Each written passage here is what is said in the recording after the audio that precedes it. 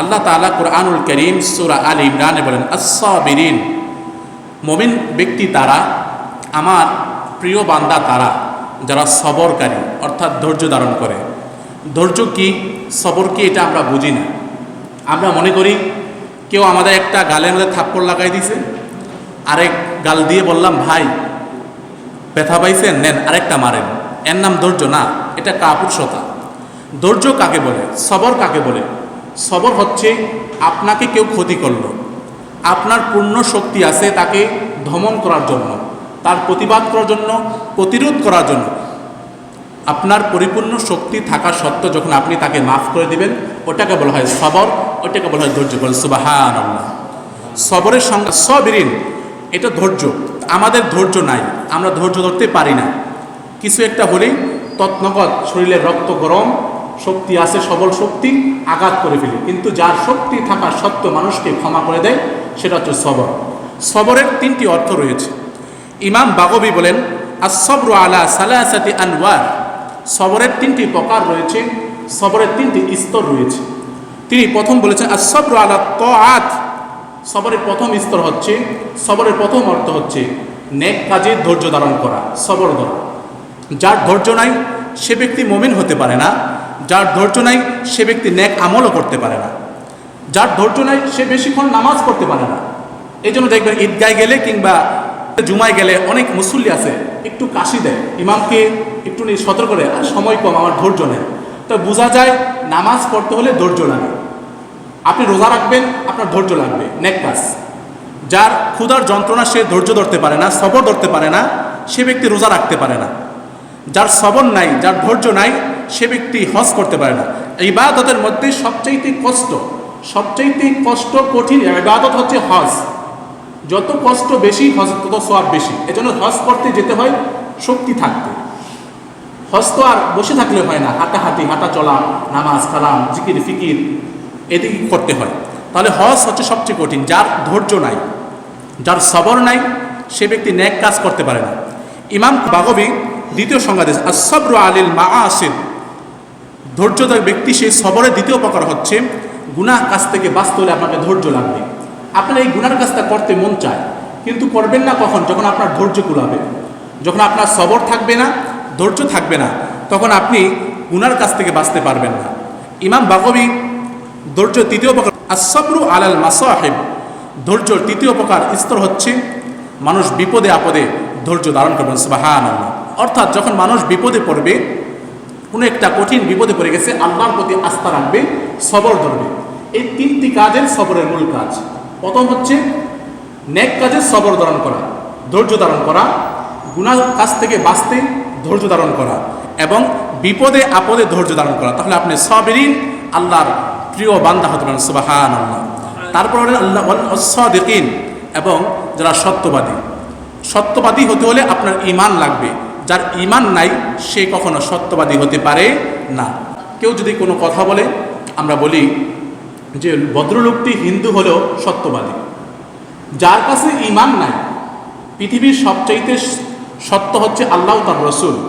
যে ব্যক্তি কি আল্লাহ এবং তার রসুলকে বিশ্বাস করে না, আল্লাহ রসুলের প্রতি ঈমান রাখে না, সে ব্যক্তি সত্যবাদী কিভাবে হয়? সে যতই সত্য কথা বলুক, অতটুকু বলা যায় লোকটি সত্যবাদী নয়, তার কথাটি সত্য। কারণ আল্লাহ তাআলা কুরআনুল কারীমের সূরা হুজরাতের 15 নম্বর আয়াতে স্পষ্ট করে দিয়েছেন কারা সত্যবাদী।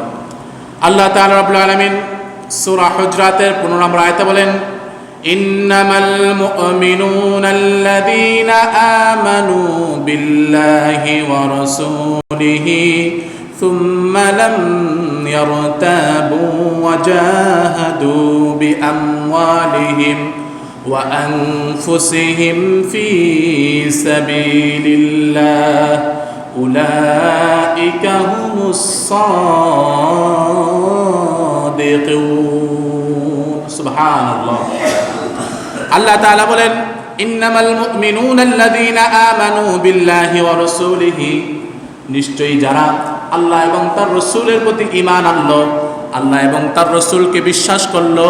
আল্লাহ বলেন ইন্নামাল মুমিনুনা আল্লাযীনা, তারা হচ্ছে মুমিন। সুবহানাল্লাহ। আল্লাহ বলেন সুম্মা লাম ইয়ারতাবু ওয়া জাহাদু বিআমওয়ালিহিম ওয়া আনফুসিহিম ফি সাবিলিল্লাহ, যারা আল্লাহকে বিশ্বাস করলো, আল্লাহর হাবিব সাল্লাল্লাহু আলাইহি ওয়াসাল্লামের প্রতি ঈমান রাখলো, বিশ্বাস করলো এবং দুনিয়ার মধ্যে ইসলামের কোনো বিষয়কে সন্দিহান করলো না, অর্থাৎ ইসলাম, কোরআন, সুন্নাহ যেটাকে হক বলে হক মানলো, যেটাকে হালাল বলে হালাল মানলো, যেটাকে হারাম বলে হারাম মানলো, বিনা প্রশ্নে মস্তক নত করে মেনে নিল, কোনো সন্দেহ রাখলো না দিনের ক্ষেত্রে, এবং জান ও মাল দিয়ে আল্লাহর পথে জিহাদ করলো। আল্লাহ বলেন, যারা আমাকে বিশ্বাস করে, আমার রসুলকে বিশ্বাস করে, দিন নিয়ে যাদের কোনো সন্দেহ নাই, যারা জান ও মাল নিয়ে আল্লাহ রাস্তায় জিহাদ করে, আল্লাহ বলেন উলাইকা হুমুস সাদিকুন, তারাই হচ্ছে সত্যবাদী। সুবহানাল্লাহ।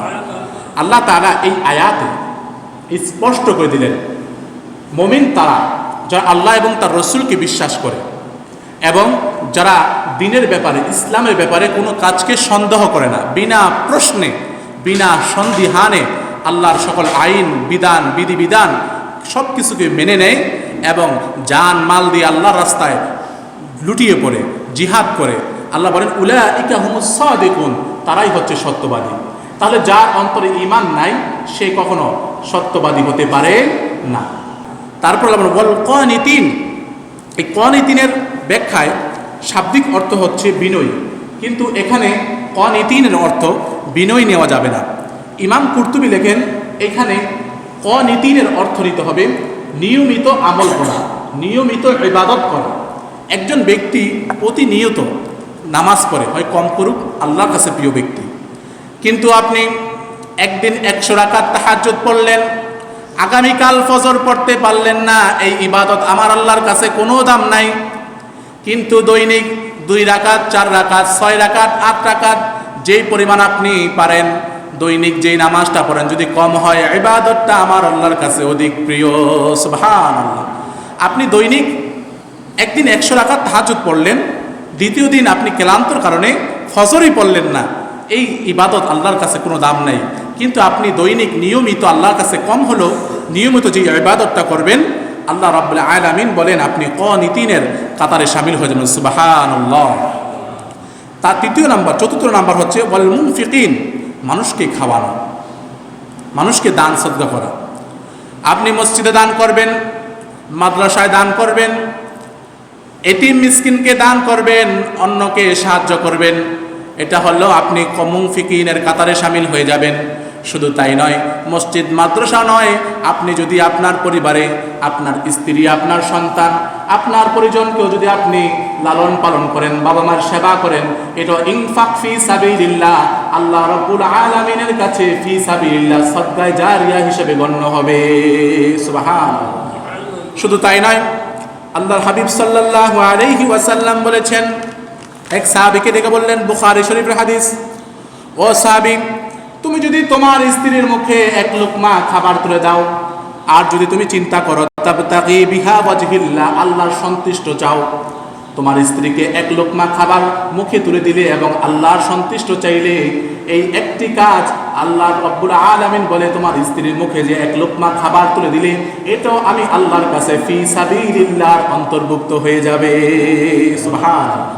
আপনার স্ত্রী পরিজন, পরিবার পরিজন, সন্তান সন্ততি, বাবা মা, তাদেরকে যে খাওয়াচ্ছেন, লালন পালন করছেন, কঠিন পরিশ্রম করে তাদের জন্য আপনি সরঞ্জাম আনছেন, এই প্রতিটা কাজ যদি আল্লাহর সন্তুষ্টির জন্য হয়, আল্লাহর হাবিব সাল্লাল্লাহু আলাইহি ওয়াসাল্লাম বলেছেন আপনি মুনফিকিনের কাতারে শামিল হবেন এবং আপনার এই পরিশ্রমটা আল্লাহর দরবারে ফি সাবিলিল্লাহর কাতারে শামিল হয়ে যাবে। সুবহানাল্লাহ।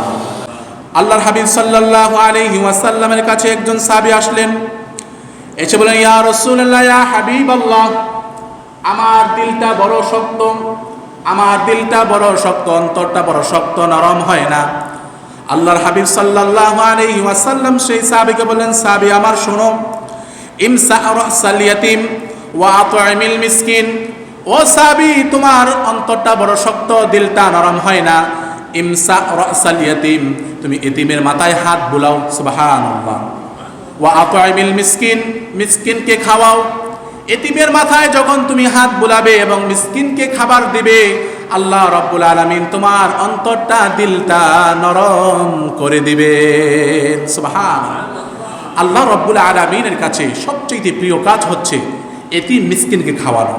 আপনার দিলটা অনেক শক্ত, গুনার কাজ করতে মন চায়, মানুষকে ভালো ব্যবহার করতে ভালো লাগে না, যখন বুঝতে পারবেন এতিমের মাথায় হাত বুলাবেন, একটু আদর করবেন, মিসকিনকে খাওয়াবেন। আল্লাহর হাবিব সাল্লাল্লাহু আলাইহি ওয়াসাল্লাম বলছেন যে আপনার এই বিনিময়ে দিলটা নরম হয়ে যাবে। সুবহানাল্লাহ।